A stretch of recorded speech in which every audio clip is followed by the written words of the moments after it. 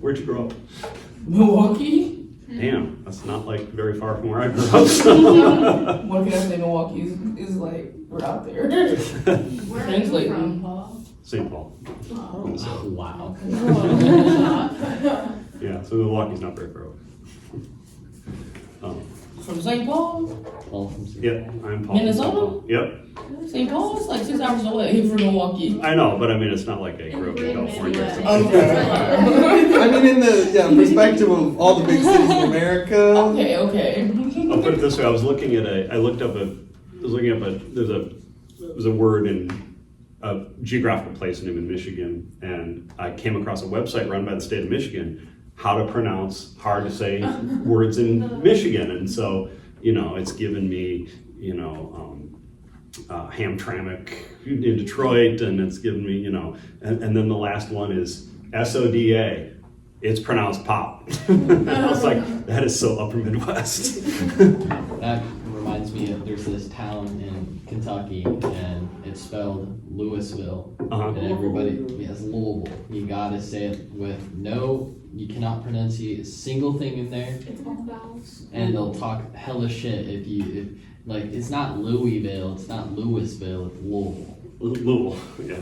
There was actually a Kentucky comedian who used to he'd pick somebody out in the audience and say, "How do you say the capital of Kentucky? Louisville or Louisville?" And they'd say, "Pick one." He'd say, "Wrong, it's Frankfurt." Any other thoughts on the dare roll? It was interesting to me how the nurses who wrote about it also didn't include like the overly sexual nurses at all. They had bad nurses, but like it wasn't sexualized in the way that like people speculating or commentating on like nurses as a cultural figure did. And it's interesting that like they still wanted the dichotomy of like some of us were saints, but there were also some nurses that needed to learn to become saints, or like who weren't there for the right reasons, who were there for glory or something. But like they didn't want like any sort of sexual or flirtatious components really at all associated with the whole endeavor. I'll get to you in a second. Let me ask you a strange question. Have we seen a male counterpart to this? Soldiers signing up for the right reasons or the wrong reasons, or learning to do the right reasons, or what have you? I mean, I think the closest allegory would be like the more aristocracy who are terrified of war and are so cowardly and don't fit into it, but no. Well, yeah, there's men who kind of learn that the story they were told that convinced them to sign up wasn't the reality, but like their actual like feelings about going into war were never judged as like bad, really. I mean, I'm thinking about like Frank, who in Gallipoli, who he signed up because his buddies were doing it, or he signed up because the young women at the one house sort of shamed him into it, or I'm thinking about the Western Front. Like the teacher was like, "War is so fun, go do it." And one did it, and then they all did it. And they talked that one guy into doing it. Yeah, and he didn't make it very far. Sad. I think it's supposed to be like, as long as a man can sign up for war, he's obviously doing the right thing. He can never do any wrong. But a woman who wants to go and fight must be self-serving, especially like at this time. Mm-hmm. Patriotism. Yeah. Also, like with soldiers signing up, it didn't really matter if they were going out there for glory or for patriotism. But like for nurses, like if you went out there for glory, you were a bad nurse. But like if you went out there for glory as a soldier, you were just a soldier. There's no bad soldier, unless there's no bad soldier save like being labeled as like cowardly or whatever. Did you have a comment? I know Yeah. you had one earlier. There was like,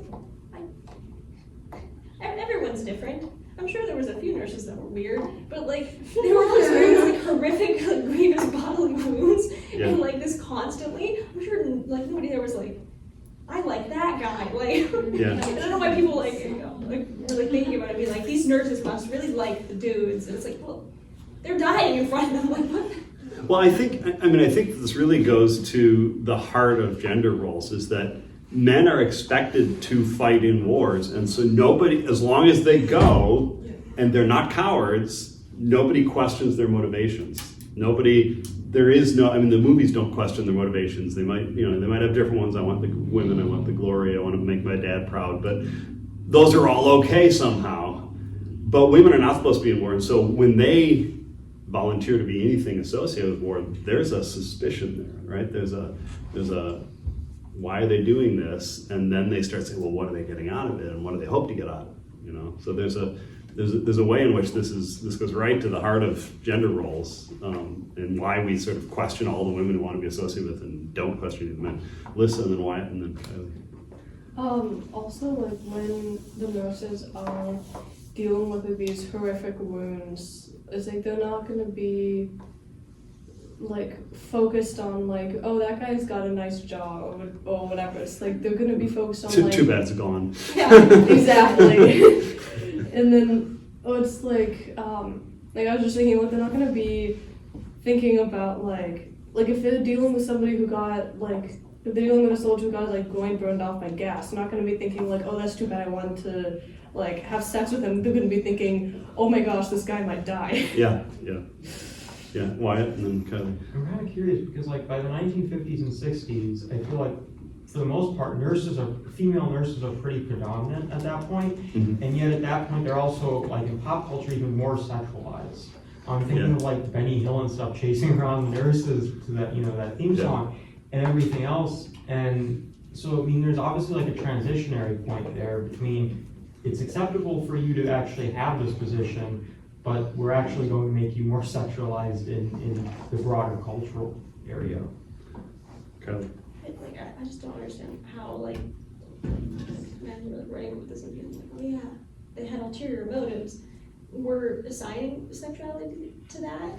Because it's, I was like, where were they, like, I was gonna understand, like, this broken lives, like, the scene where they're coming about, like, where were they pulling that from? Like, why was that where that went? Well, to a certain extent, this points to just how deeply, and this goes to Wyatt's point too, that it points to how deeply in the 19th century, and we're right at the end of the 19th century, a lot of historians call the long 19th century as from the start of the French Revolution to the end of the First World War, so 1789 to 1914, because it's sort of a cultural unit. Over the 19th century, women were predominantly defined, A, by who they married and their marital status, and B, their relationship to sexuality. Were they sexual? Were they not? Were they pure? Were they not? Etc. And so people automatically think about that. After World War I, in part largely because of World War I, you get the Roaring '20s, and gender roles about sexuality totally change, right? The Roaring '20s was sort of a sexual revolution, and then World War II also broke down a whole lot of barriers. I mean, you think about it, when I say the end of World War II, do you guys have a pic and think of photographs? What pops in your head? Instantly, the sailor leaning over his sweetheart and kissing her. Right, except they didn't know each other. He walked up to her at random and did that. Mm-hmm. Yeah. He just grabs the lady. Well, that's worse. Consent wasn't a thing in the 40s. I don't remember now. I'm not trusting my memory. She's not a nurse, is she? Is she wearing a nurse's uniform? Look it up, Kylie, and let me know. But yeah, those two didn't know each other at all. The announcement had come. They were in Times Square. Everybody just heard that the war's over, and so he just grabbed her and kissed her, and somebody was there with a photograph. Was that VE Day? That picture was taken? Or No, I think that was VJ Day. She might be a nurse. The hell is VJ Day? Victory of Japan. Oh, okay. The September. I like that. September 9th. Yeah, I'm don't seeing a go. lot of nurses with quotation marks, but she's wearing all white. Yeah, I think she is a nurse in that photo. Wow. Oh, she was a dental assistant. Oh, okay. Was assigned to nurse. But anyway, I mean, World War II totally changed our images of female sexuality in a lot of ways.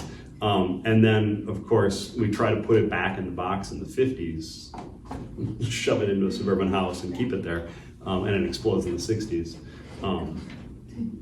So, I mean, to Wyatt's point, by the 60s, it is a totally different world as far as female sexuality, and it's okay to sexualize nurses. They no longer have to be nuns to be acceptable. It's become so normal now through the first 2 world wars that women are nurses that nobody questions that anymore. And the image of women as saints or whores has disappeared also, and sexual liberation, etc. Okay. Is there an American equivalent to like British form lines? I know that's a big thing in Canada. Like my great grandmother, who I believe she was a telephone operator in Britain, she married a ball gunner, and they moved to Melita, Manitoba. But like, is there an American equivalent to that? I don't know. Does anybody think about war rights? Yeah, like in Canada, there was like a big post-war. I mean, there was a huge wave of like women immigrants from Britain. And there were a lot of American soldiers that came back with British wives, yeah, okay. And occasionally French wives, but not as often. I don't know if the Canadians just assigned that a name because there was so many of them. Yeah, it's not as big a cultural phenomenon, but I think there's more of a cultural story with like Korea, Vietnam wars about coming back with wives, Asian wives. That's true. My grandma, who is very much a Canadian woman, as a child, I remember we were talking about various fast food, and she's like, "Let's go get some chips." I'm like, "What do you mean, Grandma?" Yeah. Because her mom is British, so she's got a lot of like British shit. Yeah, absolutely. She goes to the loo and throws things in the dustbin. Not necessarily. I've never saying those, but chips was one of them that as a kid I was like, "No, it's not chips, Grandma, it's fries." There was a I'll just finish up on this really dumb little anecdote.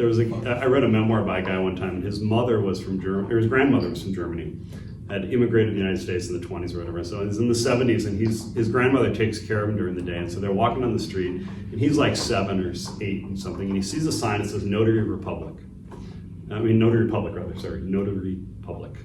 And he says, "Grandma, what's a notary public?" And she stops and she thinks a while, and she goes, "A kingdom." And he had no idea what the hell she meant. And 20 years later, he realized that she thought he was asking, "What's not a republic?" And she's like, "A kingdom is not a republic." So sometimes your grandparents don't know what you're talking about. All right, any final thoughts on the Darrow?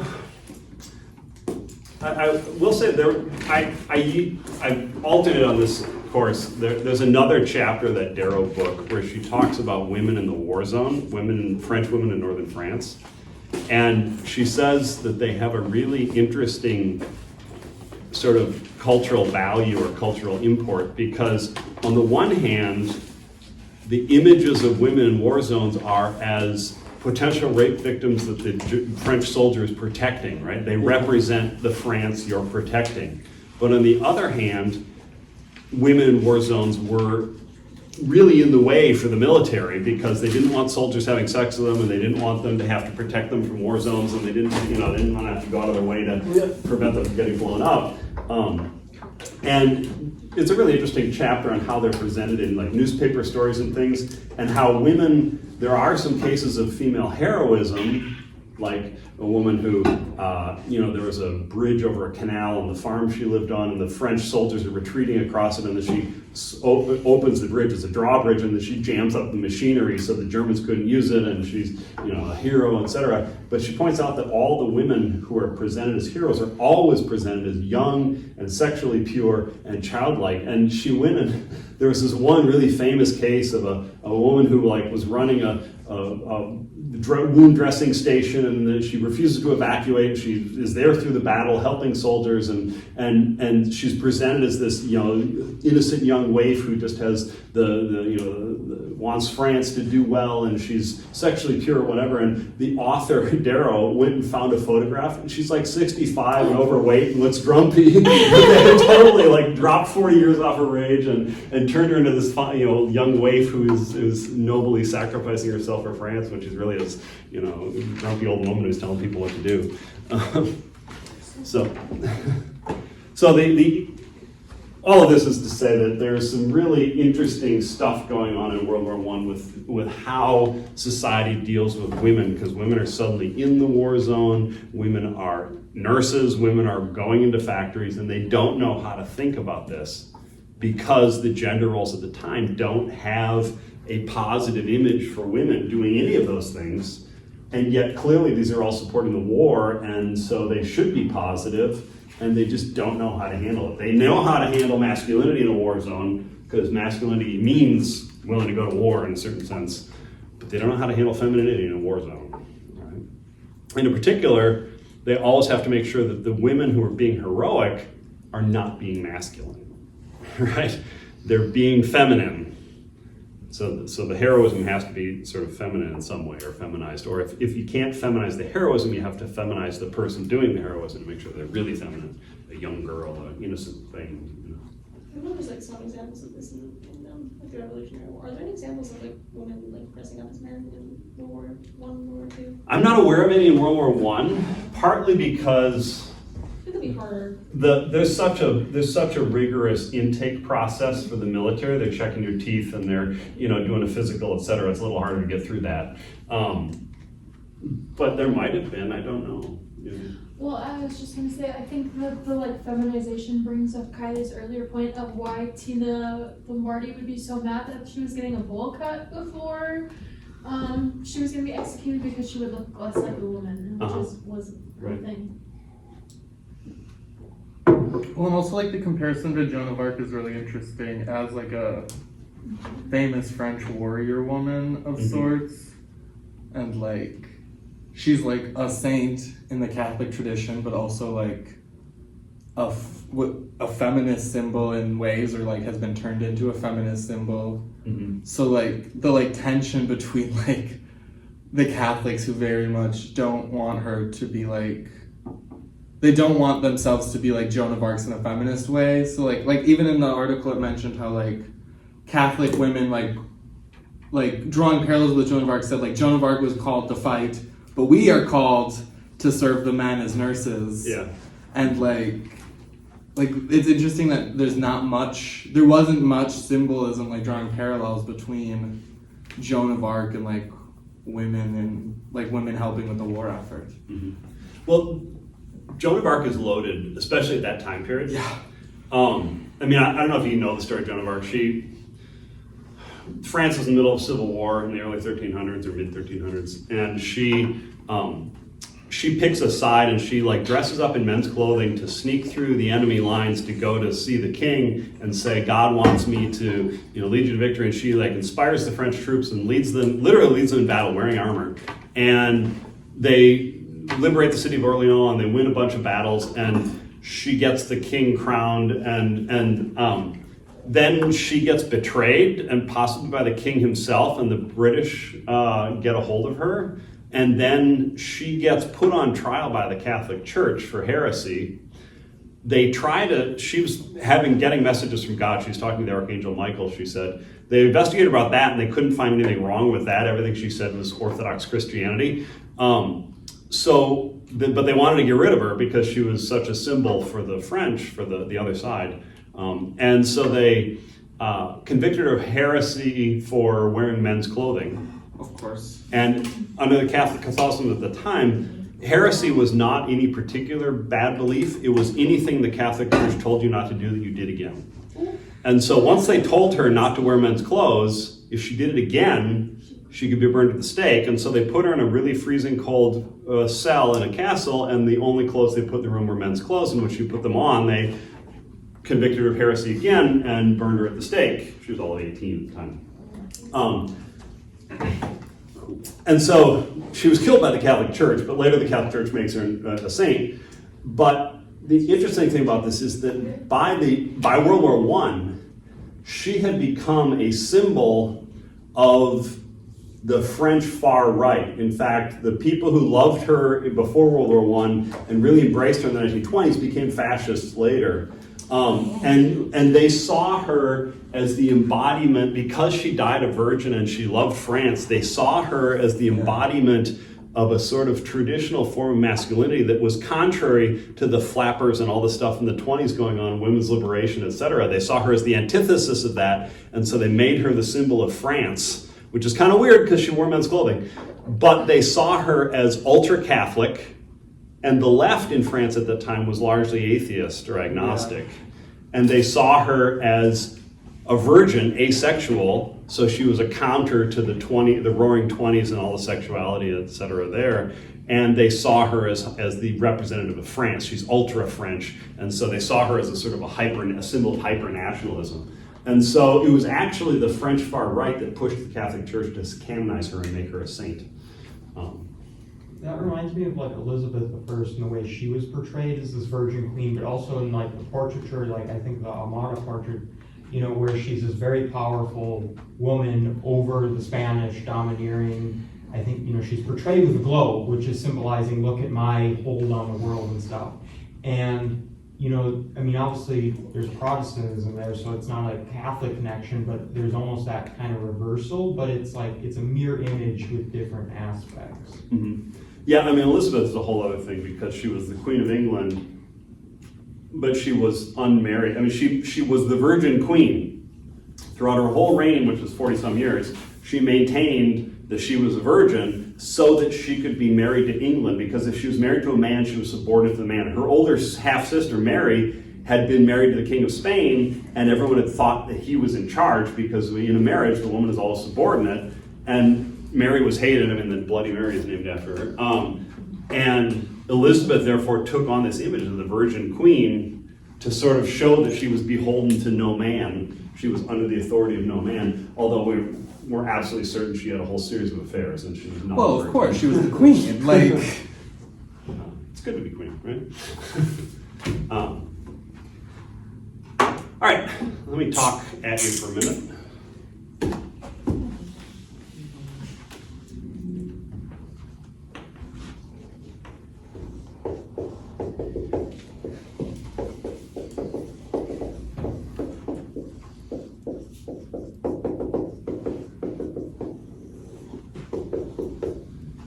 So,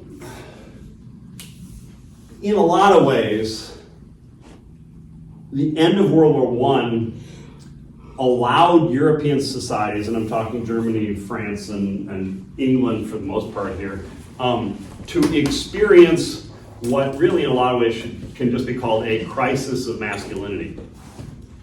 And it came from a number of different things all coming together, and they're not necessarily related to each other, but they all contributed to it.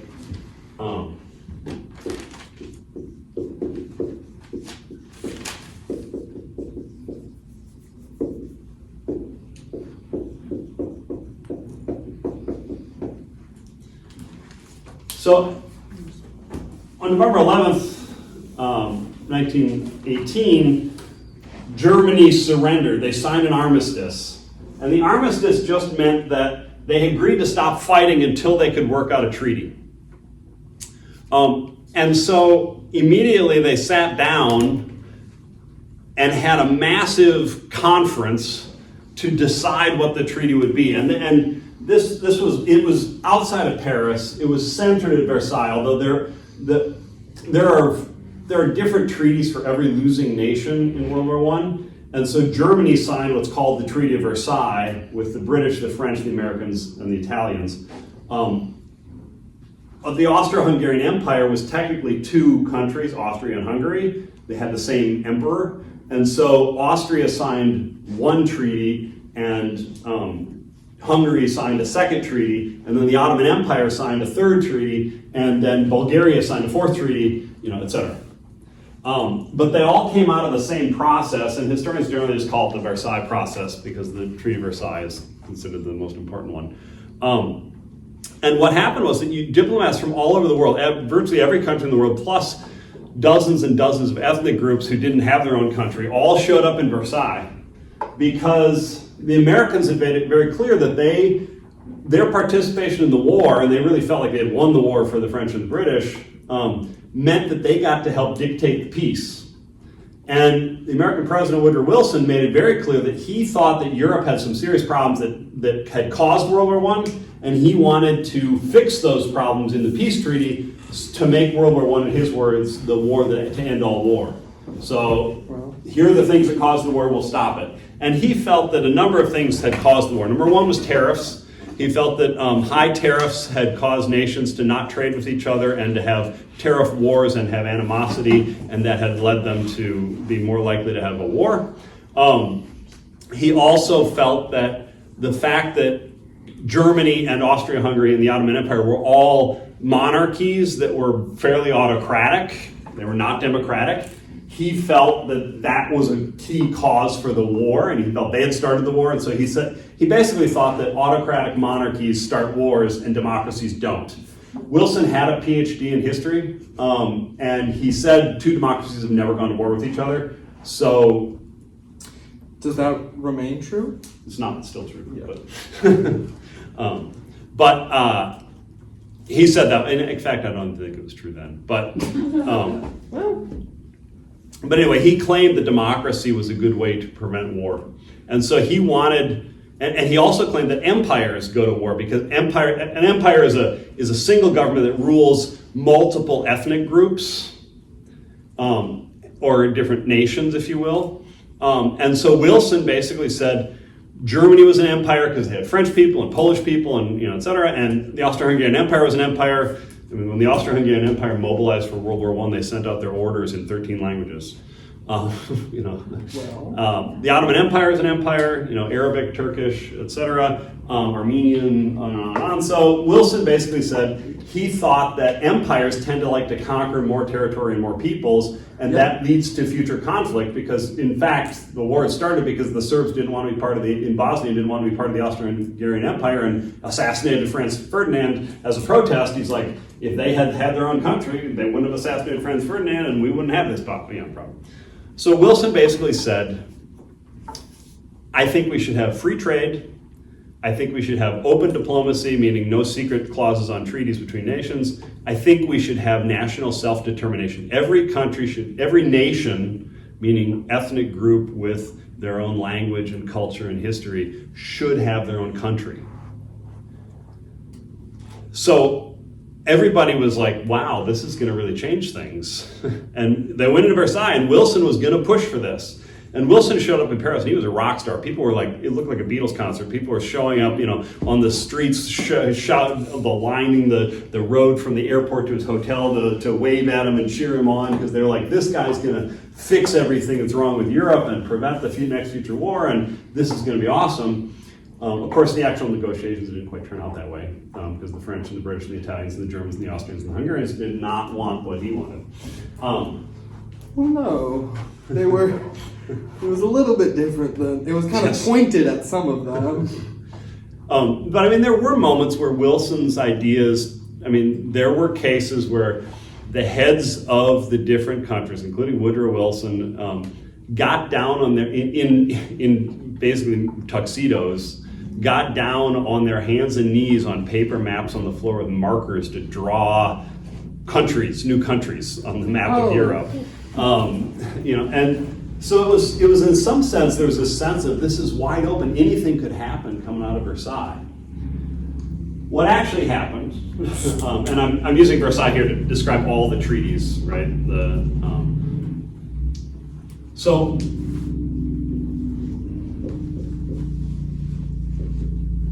for Germany, Versailles was a bit of a humiliation. They thought that Wilson's plan, his so-called 14 points, meant that Germany really would come out of this unscathed. But France and Britain did not like that idea. They wanted, basically France in particular, but Britain also, wanted to make sure that Germany was put into a weak position so it could never start another world war. And we all know that worked, right? And so Germany had a whole bunch of restrictions.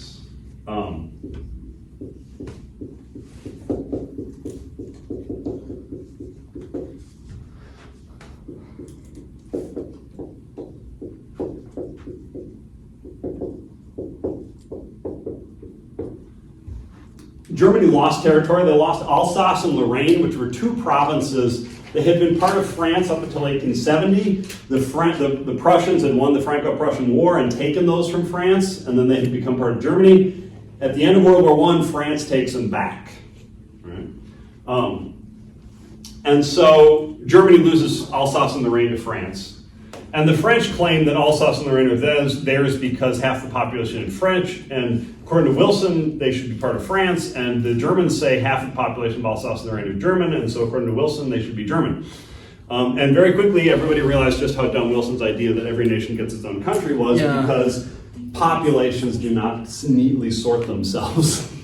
And in those border zones, you can choose, you can pick. Poland was a slightly different thing. Poland was, what we recognize as Poland today was actually didn't exist before World War I. Half of it was in the Russian Empire and half of it was part of Germany. And basically, while the Treaty of Versailles negotiations were going on, the Poles declared themselves an independent country, fought a quick war against the Russians, and created their own country. And so the Versailles Treaty just recognized that Germany lost its half of Poland. And there again, the territory that Germany lost was about half German-speaking, so the Germans thought it should be theirs, and it was about half Polish-speaking, so the Poles thought it should be theirs. Right? But the other things for Germany that were a bit more problematic,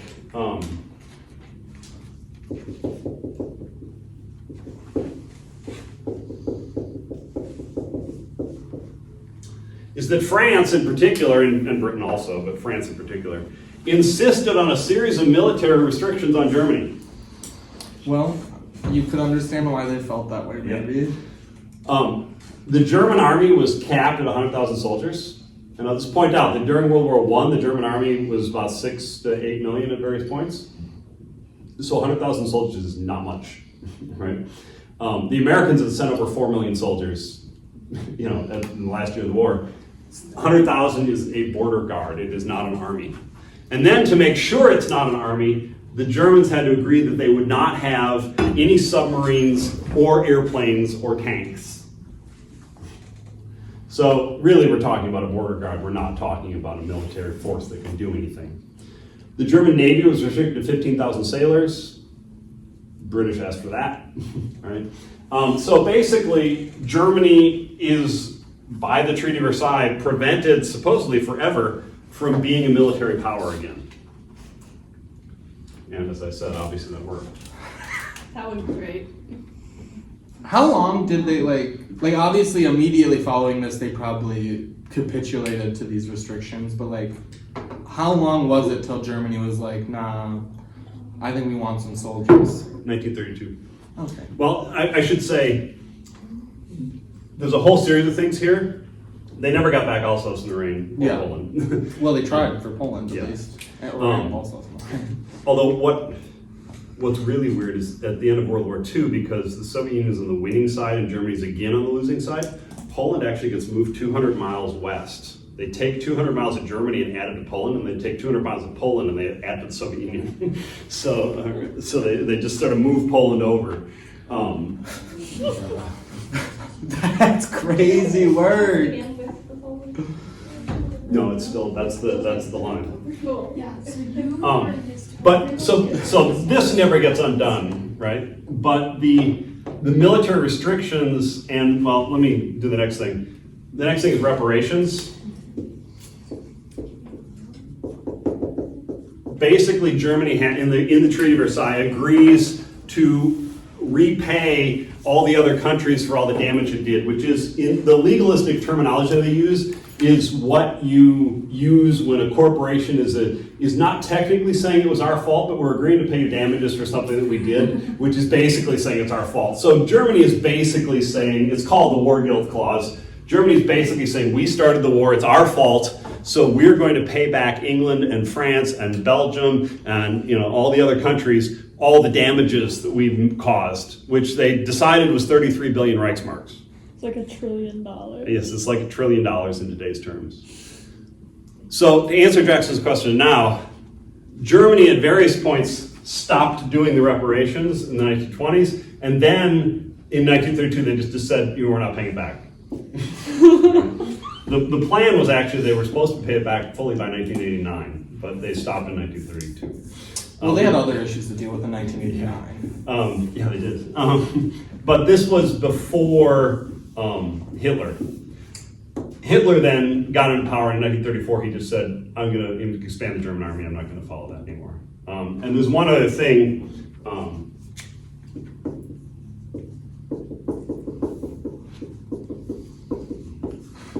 Well, and was part of the reason they said we're not paying the reparations because, you know, they're... Depression. Yeah, they had no money to pay. Yeah. They were like, Yeah. we can't make sure all the people in Germany are eating. How are we supposed to be paying you money? Right, exactly. And they had tried, in 1923, they had tried to pay back the reparations by simply printing money, and that had led to a bad result. The one other thing is that Germany has to have a demilitarized zone, the so-called Rhineland, which is the Rhine River is the boundary between France and Germany now, after France gets Alsace-Lorraine. And so Germany is not allowed to station troops within, I think it's 80 miles of the French-German border. Which means essentially that if France and Germany go to war again, France gets an 80-mile head start, and the next war is going to be fought in Germany, not in France. Right? And the French are very clear on that because they hosted the last war and they don't want to host the next one. If only they continued that border up through Belgium. Yeah.